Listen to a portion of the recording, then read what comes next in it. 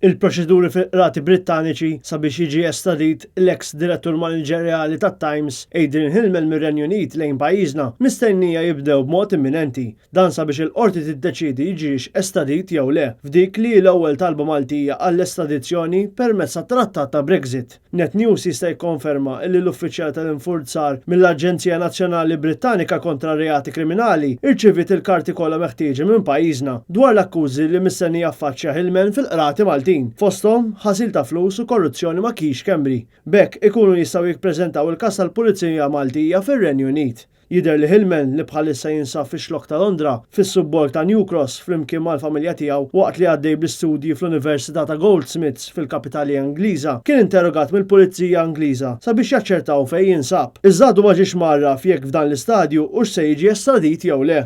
Adrian Hillman mistenni jitressaq wara ġiet konkluża l-inkjesta maġisterjali li talab l-eks kap tal-Partit Nazzjonalista Simon Busuttil dwar tixħim fil-beħ ta' magni fl-istamperija Progress mingħand il-kumpanija Casco ta' Keith Schembri. Bl-istess Schembri allegatament xaħħam lil Hillman madwar 650,000 euro f'aktar minn 30 transazzjoni suspettuża bejn l-2011 u l-2015. Kif koll iddepożita aktar minn 225,000 euro cash f'konti jew mal-HSBC bejn Jannar 2011 u frar 2016. Intant war li fl-aħħar seduta, il-qorti semat kif Progress Press kienet applikata għal grant mill-Malta Enterprise ta' 1.6 miljun euro biex tixtri tagħmel ġdid għall-istamperija. Fil-qorti tnej kompli tinstam aktar xhieda fil-kumpilazzjoni kontra Keith Schembri mis-Sur Alfio, Malcolm Sherry u Robert Zammit mill-kumpanija Casco. Fost ix-xhieda kien hemm Simon Flynn u Kerċi Berras mill-kumpanija ta' awdituri PwC.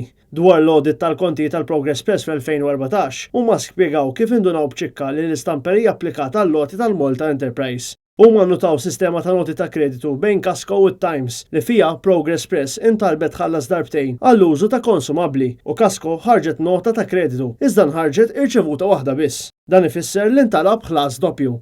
Is-Surġent Andrew Pulicino min-naħa tiegħu xed li kienu arrestaw lil Malcolm Sherry wara kien għandu kif irritorna mill-klabb tat-tennis ta' Rinella u mill-uffiċċju tiegħu ġew elevati mobile, laptop, 6 pendrives, numru ta' dokumenti u 18,000 euro fi flus kontanti. Dwar Keith Schembri, ir-rappreżentant tal-BOV ppreżenta dokumentazzjoni dwar trust li kellu mal-mara li issa nagħlaq kif ukoll rendi konti li jkopru mis-7 ta' Ġunju tal-2017 sal-20 ta' Marzu li għadda.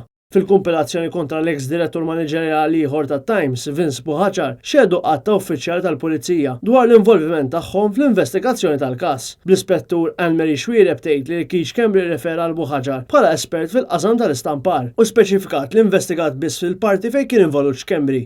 Dan meta mistoqsija mill-avukat ta' Buhaġar, Veronique Dalli, jekk kienx konxja li l-klijent tagħha mar Frankfurt u l-Belġju ma' Hillman biex jaraw makkinarji tal-istampar miż-żewġ offerenti l-oħra.